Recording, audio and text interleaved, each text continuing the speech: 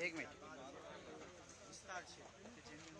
आप जानते हैं आसपास चंडोला तालाब है और इस पे पहले भी कामगिरी 2009 में की गई थी। फिर से इन लोगों ने गैर कायदेसर मिलकत स्थापित की है।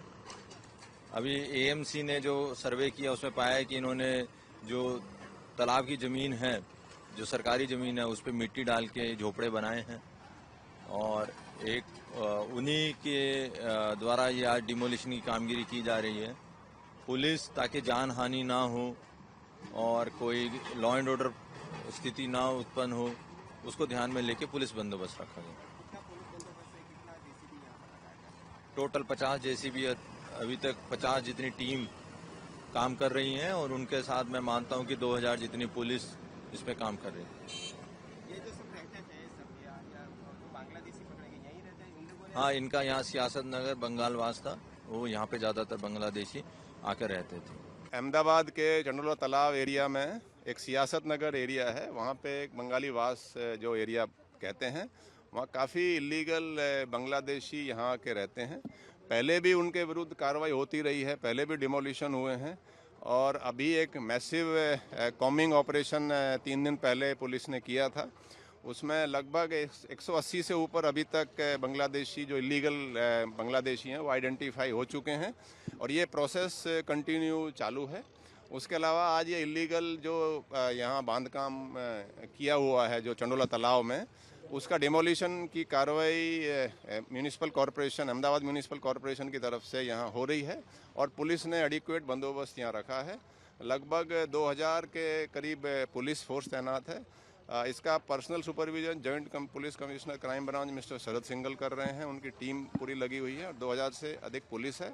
उसके अलावा 20 एसआरपी की कंपनियां भी तैनात की गई हैं। अहमदाबाद की पूरी जो पुलिस है उसको हमने स्टैंड बाई में रखा है। कहीं भी कोई इंसिडेंस अगर ऐसा बनता है तो पुलिस बहुत ही स्ट्रॉन्ग कार्रवाई करेगी। मैं ये भी कहना चाहता हूँ कि एक बहुत अच्छी जो इसमें बात है कि सभी लोग यहाँ के, चाहे वो हिंदू हो या यहाँ के मुस्लिम हो, सभी चाहते हैं या ईसाई सभी चाहते हैं कि जो इलीगल बांग्लादेशी हैं उनके खिलाफ पुलिस कड़क कार्रवाई करे। तो ये एक बहुत अच्छी बात है। तो जो बांग्लादेशी जो बाहर से इलीगली आए हैं, घुसपैठ करके आए हैं, उनके खिलाफ पुलिस कड़क स्ट्रॉन्ग एक्शन ले रही है। और एक हमने एक एफआईआर भी दाखिल की है जिसमें एक लल्लू बिहारी करके एक शख्स और उसके कुछ सागरित हैं जो कि यहाँ पे फोर्ज रेंट एग्रीमेंट वगैरह बनाना, उनको कैसे आधार मिले, वो सब कार्रवाई वो करता था। उसने बड़ा एक यहाँ पे फार्म हाउस टाइप बनाया हुआ था, उस 200 से ज़्यादा ऑटो रिक्शा वो भाड़े ऊपर देता था और उसका भी वो जो रेजिडेंस वगैरह जो उसने बनाया था इलीगली वो भी डिमोलिश कर दिया और बाकी भी डिमोलिशन की कार्रवाई अभी चल रही है। सर, ये जो पकड़े गए बांग्लादेशी हैं इनको डिपोर्ट किया जाएगा? इनको एक गवर्नमेंट ऑफ इंडिया की इंस्ट्रक्शंस हैं कि जो बांग्लादेशी इलीगली घुस जाता है उसको आप डिपोर्टेशन का जो प्रोसेस है पहले डिटेन करो, फिर काफ़ी एजेंसियां उसको इंटरोगेट करती हैं, इंटेलिजेंस एजेंसी, वो कैसे आया, कहां से आया, सब प्रोसेस करके फिर हम स्टेट गवर्नमेंट के थ्रू सेंट्रल गवर्नमेंट में ये प्रपोजल जाता है, फिर वहाँ से इंस्ट्रक्शंस आती हैं, डिपोर्टेशन की कार्रवाई उस हिसाब से होती है। सर, ये जो अधिकतर लोग पकड़े गए हैं इनके अधिकांशतः बताया जा रहा है कार्ड बांग्लादेश पश्चिम बंगाल से बनाए गए। लल्लू बिहारी का बड़ा इंटरेस्टिंग एक जो नज़र आ रहा है कि वो इतना वेल ऑर्गेनाइज उसका गैंग था कि किसी भी इलीगल बांग्लादेशी को अगर कोई आधार वगैरह बनवाना है तो वो रेंट एग्रीमेंट बनवाता था और जो पेपर्स वगैरह हैं तो उसको फैसिलिटेट करता था और पता लगा है कि कुछ लोगों ने पासपोर्ट भी इलीगली बनवाए हैं। तो हमने लल्लू बिहारी और उसके गैंग के खिलाफ एक एफआईआर भी दाखिल की है और पुलिस बिल्कुल इसको डीप में जाके इन्वेस्टिगेट करेगी। क्राइम ब्रांच में इसकी इन्वेस्टिगेशन हाल चल रही है। सर, ये जो बांग्लादेशी पकड़े गए हैं इनके अधिकांशतः आधार कार्ड बताया जा रहा है पश्चिम बंगाल के पाए गए हैं।